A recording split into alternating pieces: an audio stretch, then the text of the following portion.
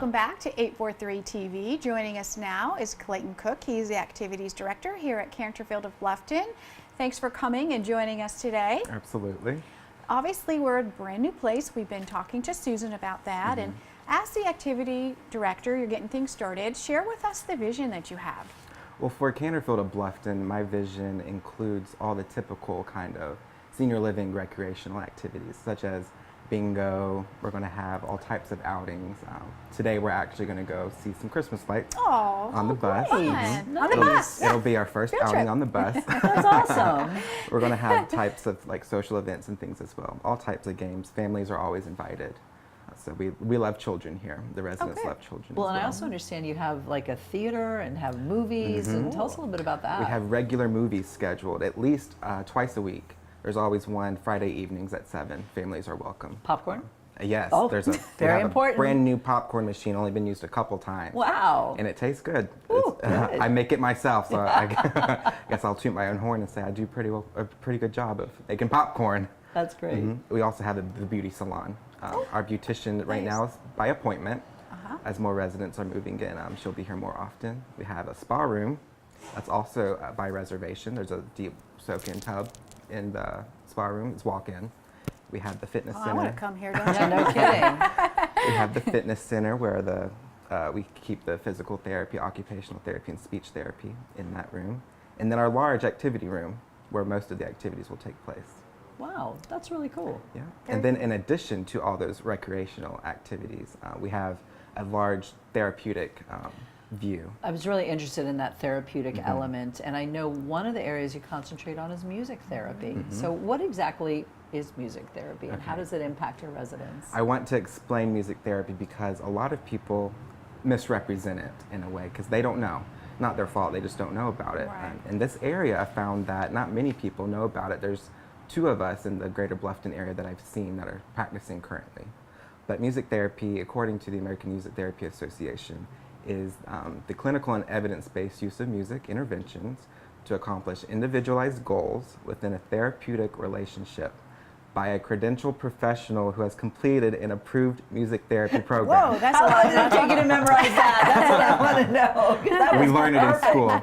So I'm going to explain that a little bit because it's a long definition. Yes. So basically, I did say that it's all individualized, and that is true. We do assessments for everyone. We plan individualized goals for everyone, and then follow through with the interventions. And basically, therapy is the game, but music is the tool. So everything we do involves music, but it's not for the sake of music. It's for the sake of other things, such as we can increase physiological outcomes like breathing and things. We can improve physical outcomes. We can decrease pain, anxiety, agitation. There's a whole list of things, and I'd love to share that with people if we had a little bit more time, but I have brochures if anyone wants to stop by and pick up a brochure. What's kind of makes very logical sense. You know, who doesn't like music to help with their mood? Right. You crank up the radio in the car, it gets you excited. It really is soothing. So it makes very good sense to utilize that in this elderly population. And that is a form of therapeutic music. Music therapy is really a different type of thing. And I'll explain who can practice music therapy. It's basically 4 steps to become board certified. The first is to go to school, at least 4 years and receive a bachelor degree from a university that's been approved by the association. And then after your 4 years of coursework, it requires a 6-month internship, which totals 1,200 clinical hours. And then after that, you get to sit for your board exam once you receive your diploma. And then once you pass your board exam, you have your MTBC credential, Music Therapist Board Certified, and you have to maintain that every 5 years with continuing education and other types of professional development.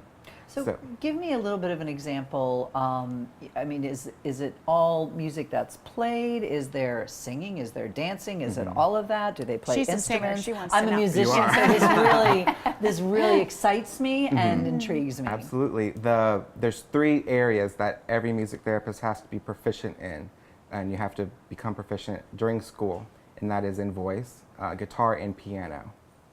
Of course, there's other instruments you can use. I also have a saxophone performance degree. So I use Oh, that wow. from time to time. Great. I also use ukulele a lot, multiple percussion instruments. There's tons of things, but yeah, voice, piano, and guitar are required for the credential. That's great. Very nice. On a little different note, I noticed you may have had a little visit from maybe the Girl Scouts. I saw a little the sign and Yes. something they brought you.